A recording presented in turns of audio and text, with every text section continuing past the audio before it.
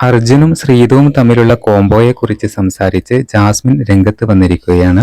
Jasmine പറയുന്നത് ഇങ്ങനെ: അവർ തമ്മിലുള്ള റിലേഷൻഷിപ്പിനെയാണ് ഞാൻ കാണുന്നത്.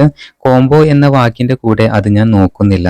ഞങ്ങളുടെ സീസണിന്റെ പ്രത്യേകത എന്നത് ഒരുപാട് പേർ ഒറിജിനൽ ആയിരുന്നു. നമുക്ക് ഇങ്ങനെയൊരു കോംബോ ഉണ്ടാക്കിയാലോ എന്ന് പറഞ്ഞ് ചെയ്യുന്നവരുമുണ്ട്. എന്നാൽ അർജുനും ശ്രീതുവും അങ്ങനെയല്ല. അവരുടെ ഫ്രണ്ട്ഷിപ്പ് സ്വാഭാവികമായിട്ടുണ്ടായതാണ്. നേരിട്ട് കണ്ടതുകൊണ്ട് അവർ തമ്മിലുള്ള അടുപ്പം എന്താണെന്ന് എനിക്ക് നന്നായിട്ടറിയാം. അവർ തമ്മിൽ റിയൽ ഫ്രണ്ട്സ് ആണെന്നും ജാസ്മിൻ വ്യക്തമാക്കുന്നുണ്ട്.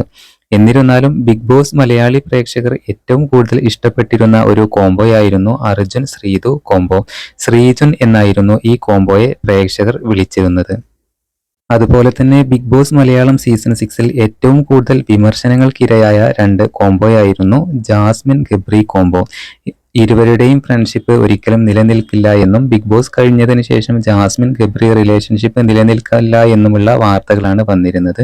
എന്നാൽ ജാസ്മിൻ ഗബ്രി കോംബോ ഇപ്പോൾ വളരെ ശക്തമായിട്ട് മുമ്പോട്ട് പോകുന്നു എന്നുള്ളതും സത്യമാണ്.